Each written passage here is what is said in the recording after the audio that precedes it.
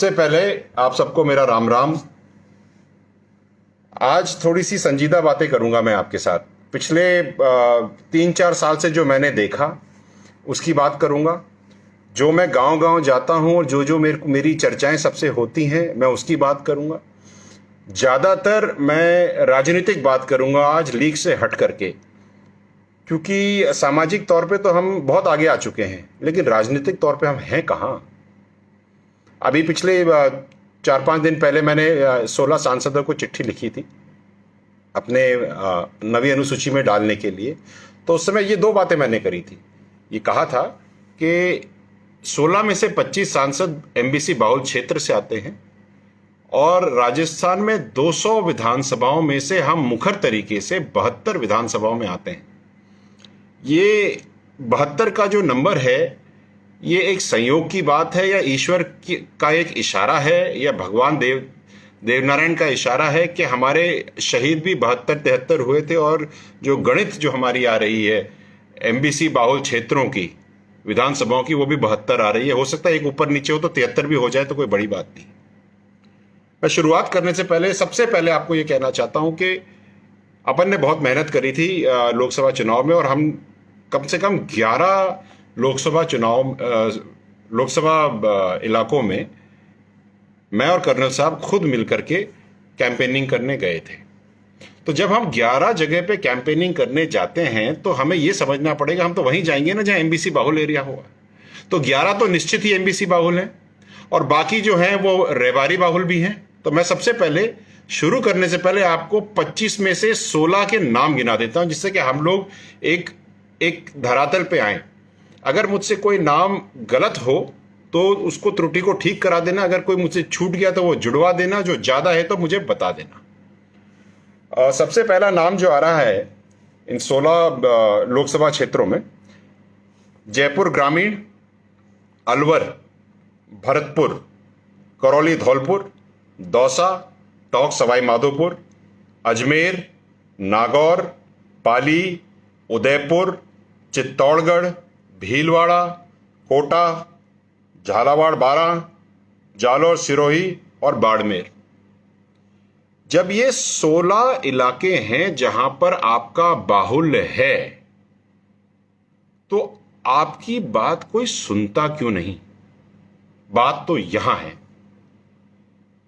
ये एक जो बात मैं कह रहा हूं, ये सोचने और विचारणीय बात है। अगर 16 लोकसभाओं में से, अगर 25 में से 16 लोकसभाओं में आप बाहुल हैं, तो आपकी सुनवाई क्यों नहीं हो रही? बात तो ये है। फिर आते हैं अपन 72 विधानसभाओं में।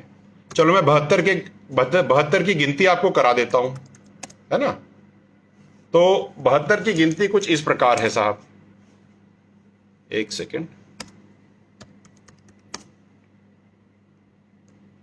ये रही। अब आप जिसके पास कागज पेंसिल है नोट कर लें, जिसके पास नहीं है वो बाद में देख लें। लेकिन 72 की गिनती यहां से शुरू होती है। अजमेर में केकड़ी, किशनगढ़, मसूदा, नसीराबाद, पुष्कर। अच्छा, जो मैं बता रहा हूं इसके अंदर में अगर कोई त्रुटि हो तो मुझे जरूर बताएं। लेकिन मैंने तो एक्सेल शीट में सिस्टम में डाल करके, वोट्स डाल करके, वोट बैंक डाल करके देखा कि कहां बाहुल हैं। इन जो नाम मैं 72 बताऊंगा, इसके अंदर में कुछ तो ऐसी हैं कि जहां पे गुर्जर अगर ना हो या रेबारी ना हो तो वो सीट तो जीती ही नहीं जा सकती। और अगर ये एमबीसी का वोट बैंक अगर जिस डायरेक्शन में चला जाए, जीत वहीं होगी, हार तो हो ही नहीं सकती। काफी सारी जगह ऐसी है जहां पे मुखर तरीके से एमबीसी आता है और जीत हार एमबीसी के वोट बैंक पे निर्भर होती है। तो मैं शुरू से वापस से बताता हूं आपको, आप ध्यान करिए, अगर मैं गलत कह रहा हूं तो बताइएगा मुझे। अजमेर में केकड़ी, किशनगढ़, मसूदा, नसीराबाद, पुष्कर। अलवर में बानसूर, कटुमर, थानागाजी और तिजारा। बारां में बारां, अटरू और छबड़ा। बाड़मेर में सिवाना, भरतपुर में बयाना, डीग, कुम्हेर, कामा, नदबई, नगर और वैर। भीलवाड़ा में आसिंद, जहाजपुर, मांडलगढ़ और सहाड़ा। बूंदी में हिंडौली, केशवराव पाटन। चित्तौड़गढ़ में बड़ी सादड़ी, बेगू और प्रतापगढ़। दौसा में बांदीकुई, दौसा, महुआ, सिकराय। धौलपुर में बाड़ी, बसेड़ी और राजाखेड़ा, जयपुर में चाकसू, दूदू, जमवा, रामगढ़, कोटपुतली और विराटनगर, सवाई माधोपुर में बामनवास, गंगापुर, खंडार, सवाई माधोपुर, जालौर में भीनमाल और जालौर, झालावाड़ में झालरापाटन और खानपुर, झुंझुनू में खेतड़ी और उदयपुर वाटी, करौली में हिंडौन, करौली, सपोटरा, टोडा भीम, लाडपुरा, कोटा में लाडपुरा, पीपलदा, रामगंज मंडी, नागौर में परबतसर, पाली में बाली, जैतारण, मारवाड़ जंक्शन और सोजत, राजसमंद में कुंभलगढ़ और राजसमंद, सिरोही में पिंडवारा और आबू और सिरोही, टोंक में देवली, उनियारा, मालपुरा, निवाई और टोंक, उदयपुर में मावली और सीकर में नीम का थाना। गिनती में ये होती है 72। आप मेरे को टेक्स्ट करके बता दें कि अगर मैं ये सही है या गलत। और अगर ये सही है और मैं कह रहा हूं 72 और आप सिस्टम से कह दो कि 50, तो मैं तो कहूंगा कि 200 में से अगर 50 बाहुल क्षेत्र भी आपके हैं तो आपकी बात सुनता क्यों नहीं है कोई? इस प्रश्न का कभी उत्तर सोचने की हमने कोशिश करी है कि हमारी बाजुओं में इतना दम है कि हम 72 को काबिज कर सकते हैं विधानसभाओं को, तो हमारी सुनता कोई क्यों नहीं है? या हमारी हम राजनीतिक तौर से इतने निष्क्रिय हो गए हैं, हम खत्म हो गए हैं कि हमारे पास 72 के ऊपर दम होते हुए भी हम एक दो के पीछे लारे लारे लगाए घूमते हैं। हमको शर्म नहीं आनी चाहिए? गलत कह रहा हूं तो मुझे बता दो। मेरा यह मानना है कि एमबीसी समाज को, जो कि 72 सीटों पे बाहुल है और 16 लोकसभा सीटों पे बाहुल है, उसको सरकारें गांठती क्यों नहीं? कभी आपने इसके ऊपर सोच करी है, दिमाग लगाया है? ये क्यों है?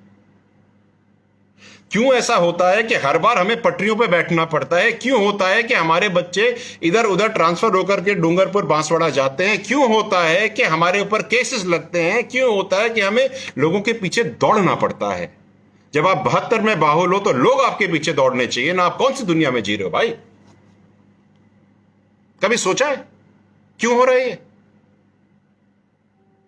और ये बात मैं नहीं कह रहा, ये विजय बैंसला नहीं कह रहा। मैं जितनी भी गांव ढाणियों में 3.5-4 साल से घुमा हूं, वहां का आम आदमी, दबे तबके का फटी धोती वाला बैठ करके मुझे कहता है कि साहब बनाए तो हमने हैं, हमें क्यों नहीं गांठ रहे?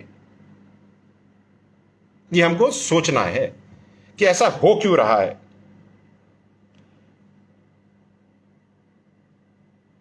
मैं एक बात और कहना चाहूंगा आपको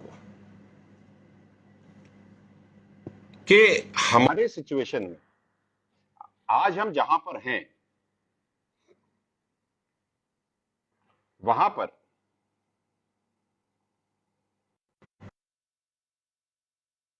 लेकिन आप मेरे साथ बेयर करिए, मैं अब आपको थोड़े से अपने राजनेताओं के नाम गिनाऊंगा। नाम इसलिए गिनाऊंगा क्योंकि ये सबके नाम हैं।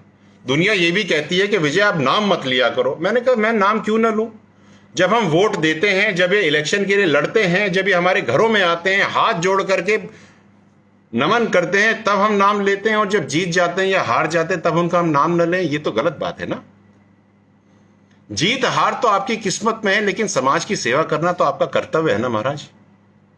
तो मैं नाम लेता हूं पहले, सबसे पहले सबके जितने मेरे पास हैं गुर्जर राजनेताओं में, और इनसे मेरे को एक बात करनी है। मैं शुरू करूंगा, कुछ कांग्रेस के होंगे, कुछ बीजेपी के होंगे, कुछ दूसरी पार्टियों के होंगे।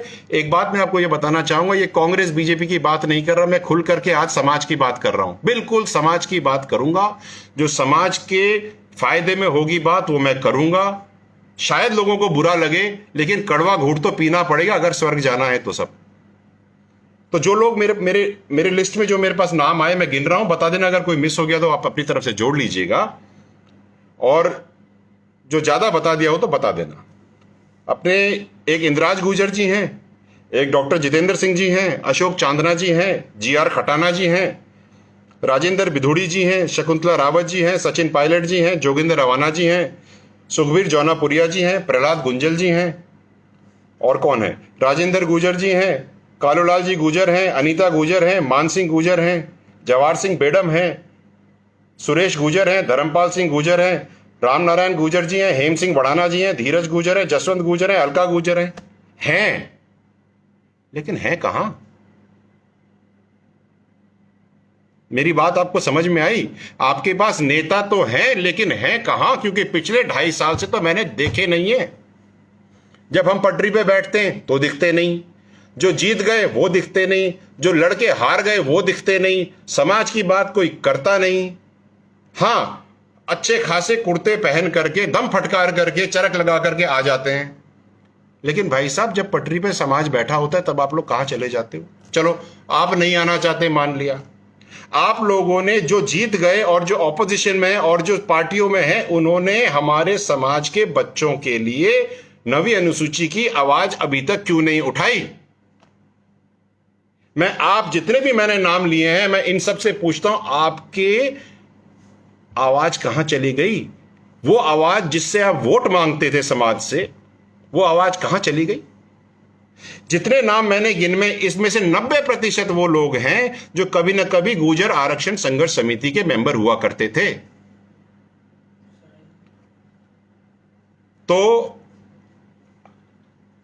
तो जो लोग गुर्जर आरक्षण संघर्ष समिति के पहले मेंबर हुआ करते थे, क्या नेता बनते से ही आपका समाज की तरफ दायित्व खत्म हो गया? और जो हार गए वो, याद रखना, आओगे तो वोट मांगने समाज के बीच में ही। तो अगर आपको आना भी समाज के बीच में, तो ऐसा क्यों हो गया कि जैसे ही हमने सफेद कुर्ता पहन लिया तो हमने छिटकार के बाहर हो गए? ये प्रश्न मेरा इन सबसे है, और ये प्रश्न मेरा आप सबसे भी है जो सुन रहे हो। आपसे मेरा प्रश्न ये है कि जब ये कुर्ते पजामे पहन करके छटकार करके साइड में हो गए, तो आपने इनसे पूछा क्यों नहीं? क्यों नहीं पूछा आपने? कब पूछोगे? कब अपनी आवाज को बुलंद करोगे? कब किसी अपने खुद के लिए खड़े होगे? और एक चीज का ध्यान रखना, हम 72 विधानसभाओं का बाहुबल बनाते हैं, पहले अपने लोगों को तो साध लें। जो हमारे लोग, जो हमारे राजनेता हमारे साथ नहीं खड़े, तो 72 वाली बात तो बहुत दूर की बात है। मुझे बताओ कब खड़े हुए आपके साथ ये आम जन के लिए? आम जन के लिए कहां खड़े हुए? कुछ गिनती के लोग बाग हरप्रसाद जी के तीये की बैठक में आए। खास करके वो भी नहीं आए जो उनके साथ कंधे से कंधा मिलाकर चलते थे, यही समाज के राजनेता 20 साल से। तो आप सोच लो आप कौन से केड़ा गा रहे हो साहब। जब वो एक अपने साथी की तीये की बैठक पर नहीं आ सके, तो वो उस समाज के उस बंदे के साथ क्या खड़े होंगे जिसको तो वो जानते ही नहीं।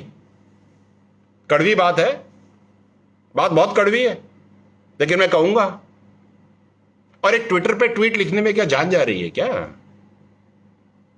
लेकिन वो बात अलग है, चलो वो बात हम बाद में करेंगे। तो मेरा ये कहना है, और मैं एक बात कहूं आपसे, और मैं दिल से बात कह रहा हूं आपको, कि आपके आरक्षण में जो जो जो द्वंद्व उठ रहा है ना, जो दिक्कतें आ रही हैं, वो इन राजनेताओं की वजह से आ रही है जिनके मैंने नाम गिने हैं। अगर ये आवाज उठा देते तो कोई माइका लाल रोकता आपको? लेकिन ये तो बिल्कुल वो कूप मंडूक बन करके उस बिल के अंदर बैठे हुए कि हम वहां से गर्दन ना निकाल दें, हम कि गर्दन निकाली तो हम पता नहीं क्या बन जाएंगे। अरे भैया यहीं से तो आए हो, यहीं जाओगे। एक चीज का ध्यान रखना राजनेताओं, कि कंधा भी हम समाज वाले ही देंगे आपको। उस आखिरी समय का इंतजार करो, सोचो। मेरी हाथ जोड़ के विनती है, सुधर जाओ, सुधर जाओ। 2 साल हो गए, 2 साल से ये सारे नेता नदारद हैं, नदारद। कहीं दिख रहे हो तो मुझे बताओ। रायपुर के मामले में मैंने, रायपुर क्या, करौली में अपने विजय गुर्जर के साथ हम बैठे हुए थे, मैंने आवाज लगाई, आह्वान लगाया सारे गुर्जर नेताओं को कि साहब आ जाओ, बैठो। यहां पे एक गुर्जर की लाश पड़ी है, उसका छोटा सा बच्चा 6 साल का, 6 महीने का, और एक 2 साल का बेटा पिलपिला रहे, आ जाओ मदद करने। कोई नहीं आया। एक जीआर खटाना आए थे, थोड़ी देर हमारे साथ बैठ करके रमेश मीणा के पास जाके बैठ गए। मेरे को तो समझ में नहीं आता, राजनीति पार्टियों के साथ करते हो, समाज के साथ करते हो? मैं खुल के बोलूंगा जो दर्द मेरा पीड़ा है। फिर कहते हो कि हम गुजर हैं, हमको गुजर, हम बांदीकुई से लड़ेंगे। अरे कैसे लड़ोगे? कुछ तो सीखो, कुछ तो अपने अपने वो बेसिक्स तो करेक्ट करो। मैं इंडिविजुअल नहीं बताना चाहता, मैं बोलना नहीं चाहता किसी के बारे में इंडिविजुअली, लेकिन परेशानी तो है ना भाई। जो दिखता है वो जिंदा मक्खी आप निकल सकते हो, मैं नहीं निकल सकता। समाज खड्डे में जा रहा है और ये लोग इसके रिस्पॉन्सिबल हैं, यही सारे के सारे जिनके नाम मैं ले रहा हूं, क्योंकि ये आपके लिए खड़े ही नहीं होते।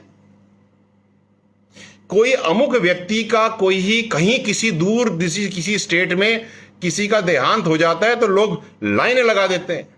आधे से ज्यादा तो इसमें संघर्ष समिति अपने शहीद दिवस पे जिन्होंने कोट ही नहीं करे, ट्वीट ही नहीं करे, राम राम ही नहीं करे, आप इनसे क्या उम्मीद कर रहे हो? मैं आपके माध्यम से और मैं अपनी तरफ से एक बात कहना चाहता हूं सबको, और मैं तो जितने भी अपने समाज के नेता हैं उनसे भी ये बात कहना चाहता हूं साहब कि 2 साल हो गए, चलो मान लिया आपने कुछ नहीं करा, कोई दिक्कत नहीं, ठीक है। हम वो तो क्या कहावत है कि डायन 4 घर माफ कर देती है, तो हमने तो 2 घर माफ और कर दिए आपके साथ। चलो आपके 2 साल हमने छोड़ दिए, आपके पास 2 साल बाकी हैं। चाहे आप पावर में हो, चाहे आप ऑपोजिशन में हो, चाहे आप लड़के हार चुके हो, आपको समाज के सामने मुखर होकर के आना पड़ेगा, उसकी बातें करनी पड़ेगी। नहीं तो मेरा तो ये मानना है, मैं ये करूंगा कि जहां जहां आप इलेक्शन में खड़े होगे वहां पे हमें गुजर खड़ा करेंगे। कम से कम आप तो हारोगे जानम, हम जीतने नहीं देंगे, क्योंकि 2 साल तो हमने देख लिया बेकार हो। 2 साल और देख लेंगे और 5 साल और देख लेंगे। आप जीत करके भी क्या निहाल कर लोगे? जैसे 2 साल में आपने कुछ नहीं किया, आगे भी कुछ नहीं करने वाले। तो जब आप कुछ करोगे नहीं भाई साहब, तो हम आपको क्यों जिताएं? मुझे एक बात बताओ। उससे अच्छा तो मैं काल अंधा लूला लंगड़ा मामाई के ऊपर भाटा मार करके उसको खड़ा कर दूंगा, सारे गुजर जाकर के उससे वोट दे देंगे। कम से कम समीकरण तो बिगड़ेगा, कम से कम आपको पता तो पड़ेगा कि हम ये कर सकते हैं। और गुजरों और एमबीसी के भाइयों, मनवार करना बंद करो और अपनी बातें करना शुरू करो। हर एक आदमी के पास जैसे आता राम राम साहब राम, अरे राम राम तो बात की बात, करा क्या ये बता?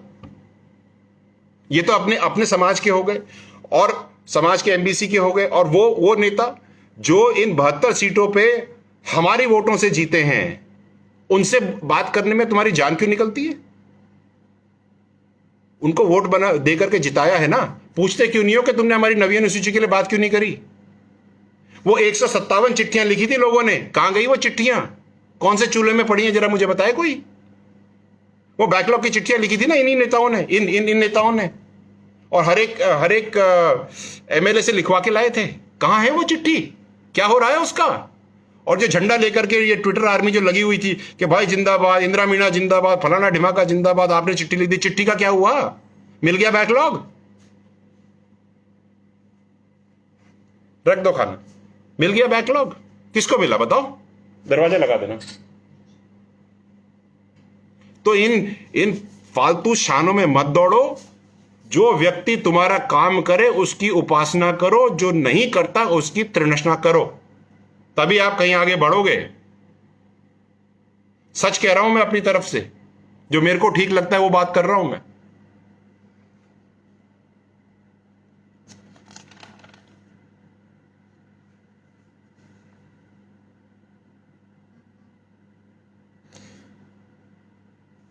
मैं आप सबको अपनी तरफ से एक विनती करता हूं, विनती कि साहब आप अपने राजनीतिक बाहुबल को पहचानो।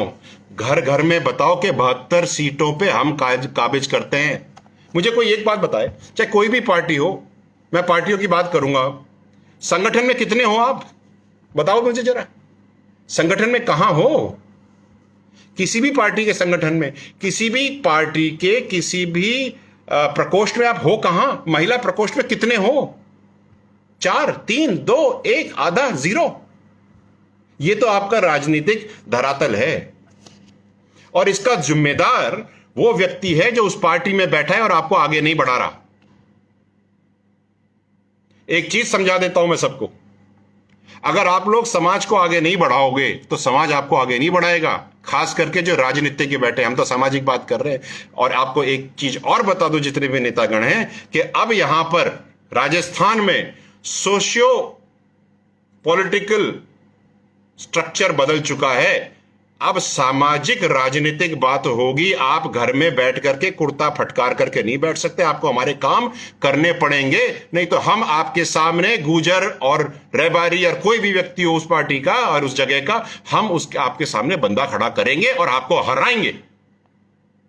2 साल से किसी काम के नहीं हो तुम, 2 साल से किसी काम के नहीं हो। आप करना क्या चाहते हो? आप सबसे मेरी हाथ जोड़ के विनती है, जितने भी अपने लोग हैं, जितने भी अपने वोट हैं, जितने भी अपने नेता हैं, वो सारे के सारे समाज हित में खड़े हो जाएं। अगर मैं कुछ गलत कह रहा हूं तो भाई साहब आपके कमेंट्स भेज दो, मेरे को तो कमेंट्स दिखाई नहीं दे रहे। अगर मैंने कुछ गलत बताया हो तो बताएं कि विजय तुमने ये गलत बोला। जो मेरे को सही लगा मैंने आपको बता दी। 2 साल का समय देते हैं भाई साहब। अगर हम 2 साल का समय दे देते हैं और आप सुधर जाते हो तो बहुत अच्छी बात है, नहीं तो हम वहां पर एम्बेसी का बंदा खड़ा करेंगे और उसको जिताएंगे। इसलिए आपके पास 2 साल का समय है, क्योंकि अगर ऐसे के ऐसे ही आप अगले साल भी अगर जीत के आ गए, चाहे किसी भी पार्टी से हो, तो हमारे लिए तो वही हो ना जो आज हो, ढाई के 3 पात, ढाक के 3 पात ही तो हो साहब। आप मुझे बताओ, हम लोग लड़ाई लड़ रहे हैं 9वीं अनुसूची के लिए, हमने चिट्ठियां लिखी, आपने कुछ किया? जो ऑपोजिशन में बैठे उन्होंने कुछ किया? जो बीजेपी में बैठे उन्होंने कुछ आवाज लगाई? हमारे जितने भी नेतागण हैं जो इलेक्शन लड़के हार गए, उन्होंने हमारी आवाज क्यों नहीं उठाई? आपको पता है जितने 15,000, 20,000, 30,000 लड़कों की नौकरियां गई हैं, इन राजनेताओं की वजह से गई हैं। जो लोग पार्टी में हैं, अगर वो हमारा साथ दे देते तो आज लड़कों की नौकरियां लगी हुई होती, लेकिन इन्होंने तो मुंह पे दही जमा रखा है। तो मेरे भाइयों, बहनों, मित्रों, जो मुझसे बुजुर्ग हैं, जो मुझसे छोटे हैं, उन सबसे मेरा एक छोटा सा निवेदन है साहब, अपनी राजनीतिक ताकत पहचानो। और जब 16 में अगर आप 25 में से 16 बाहुलो और 72 आपकी सीटें हैं, तो आप तो दुनिया पलट सकते हो। हमें क्यों 4 सीटें मिलती हैं? क्यों 4 सीटें मिलती, बताओ? सोचने वाली बात है ना। क्योंकि अपने ही लोग हमको आगे नहीं करते, समाज को पीछे कर रहे हैं, समाज को बिल्कुल पीछे कर रहे हैं। लोग बाग तो पटरियों में आने से डरते हैं। आप बताओ, हम पटरियों पे बैठे, चलो जो पार्टी वाले माना नहीं आए, ऑपोजिशन वाले क्यों नहीं आए? अच्छा, जो लड़ करके हार गए वो क्यों नहीं आए? क्यों हेम सिंह बढ़ाना जी, आप क्यों नहीं आए? और मैं कितने नाम है मेरे पास, गिनाऊं? आप बोलने की जरूरत नहीं है मुझे। क्यों नहीं आए आप? आना चाहिए था ना। समाज के वोट तो मांगोगे ना आप 2 साल बाद। अब मुझे बताओ, किस मुंह से मांगोगे आप सब लोग वोट? और हम क्यों दें आप लोगों को? मैं समाज की बात कर रहा हूं, घर की बात कर रहा हूं। और अगर दूसरे वाले सुने तो सुने, सच्चाई तो बोलनी पड़ेगी ना किसी दिन। अगर छोरा डकैत है तो उसे घर में दुबा करके कब तक रखोगे साहब? एक ना एक दिन तो पुलिस आएगी। पुलिस आ गई आज तो बात करेंगे अपन। तो मेरा आपसे हाथ जोड़ के यही निवेदन है, मैं इतनी लंबी बात नहीं करना चाहता, छोटी सी बात कर रहा हूं कि हमको ये सोचना पड़ेगा, हमको ये सोचना पड़ेगा कि हमारे पास बाहुबल है, हमारे पास सीटें हैं, हमारे पास लोकसभा सीटें हैं, हम राजस्थान में काबिज कर सकते पॉलिटिकल लीडरशिप। जो हमको रोकेगा हमें उससे बात करनी पड़ेगी कि भाई क्यों रोक रहे हो। और आप सबको मैं निवेदन करता हूं भाई साहब, खूब आगे बढ़े, खूब चर्चा करें, खूब आगे बढ़े। और अगर मेरी कोई बात किसी को बुरी लगी हो तो भाई साहब लगे, सच तो कड़वा होता है। जो गणित मैंने बताई, हो सकती है कि इस पे 1-2 नंबर ऊपर नीचे हो, लेकिन हैं तो सारे सही। और अगर नंबर सही हैं, गेम सही है, तो फिर हो क्या रहा है। अच्छा, जाते जाते एक बात और बता दूं, बड़ी इंटरेस्टिंग चीज है। मैंने किसी अब पार्टियों से बात कर रहा था मैं, तो मैंने पूछा मसूदा में कितने गुजर है भाई? तो उन्होंने मेरे को कहा 15,000। मैंने कितने साल से? और बाकी समाज क्यों बढ़ते जा रहे हैं? और केवल गुजर तो 15 पे बैठे और बाकी हर 5 साल बढ़ते जा रहे हैं। क्या हमारे समाज में नपुंसकता है क्या? क्या हमारी पॉपुलेशन नहीं बढ़ती? आप लोग हमारी पॉपुलेशन बढ़ने ही नहीं देते नंबर्स में। दूसरी बात, जो हमारे नेता उस पार्टी में बैठे हैं वो ये नहीं बताते कि सही नंबर तुम ये बताओ। क्या आप में से किसी ने ये बोला कि यार ये गुजर बाहुल क्षेत्र है, ये 50 गुजर बाहुल क्षेत्र है, इसमें 50 गुजरों को टिकट दो? किसी ने कहा? और अगर आपने कहा तो, अगर नहीं कहा तो क्यों नहीं कहा? क्या आपका खुद का टिकट इतना इंपॉर्टेंट हो गया कि आप समाज को पीछे कर दो? तो मेरी आपसे यही बात है, चलो इन सबको छोड़ो, ये तो जो करते हैं वो करते आ रहे हैं, करते रहेंगे।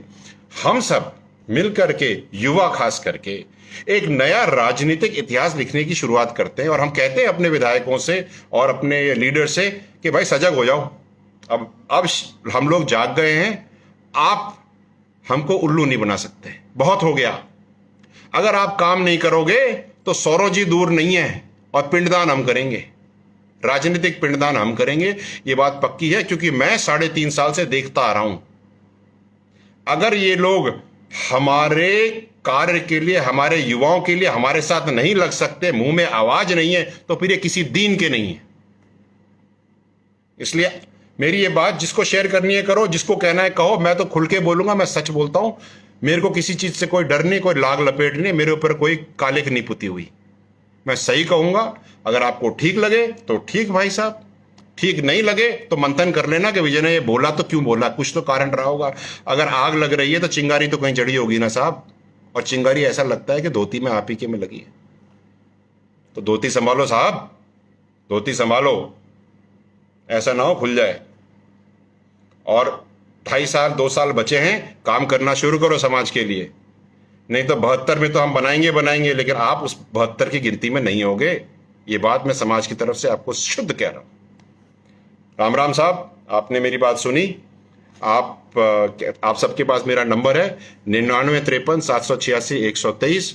आप मेरे को व्हाट्सएप कर सकते हो, मेरे को डिटेल भेज सकते हो। अगर आपको मेरी जो बात कही है मैंने, उसके ऊपर कोई इनपुट है तो बिल्कुल दीजिएगा। मैं सार्थक चर्चा करता हूं, हरदम सार्थक बात करूंगा, खुल के बात करूंगा, कभी झूठ नहीं बोलूंगा, कभी लाग लपेट नहीं कहूंगा। जो नंबर्स मेरे पास है मैंने शेयर कर लिए। और कोई बात हो तो आप मुझे टेक्स्ट करके बता सकते हैं। अपने बाहुबल को पहचानो साहब, यही मैं कहना चाहता हूं आपसे। और एक बात जाते जाते कह देता हूं मैं कि इतने साल से जो सामाजिक लोग हैं जो लड़ते आ रहे हैं, और हमारे समाज की जो राजनीतिक प्रगति हो चुकी है और जो पॉलिटिकल प्रगति होनी चाहिए थी, अगर हमारा समाज यहां तक आ गया तो पॉलिटिकली तो हम यहीं पर हैं। नीचे झाड़ू पोंछा लगा रहे हैं साहब, ऊपर वाले माले पे कब बैठोगे, कब बैठोगे? और अगर आप बैठ नहीं पा रहे हो तो उसका सबसे बड़ा कारण आपके ये नेतागण हैं, क्योंकि आपको आगे बढ़ने नहीं देना चाह रहे। आप बताओ मुझे, 2 साल से हम लोग, कितने दिनों से, 2 साल से यहां बैठ करके देख रहे हैं, जितने लोग सिविल लाइन जाते थे 3-3 4-4 घंटे खड़े रहते थे, फिर आकर के मेरे ही घर में मेरे हाथ से चाय पीते थे। ऐसा क्यों होता था भाई? क्योंकि आपके राजनेता आपको गांठते नहीं। जिस दिन आपके राजनेता आपको गांठने लग जाएंगे, उस दिन आप अलग दुनिया में आ जाओगे साहब। नमस्कार, good night sir, thank you so much, bye.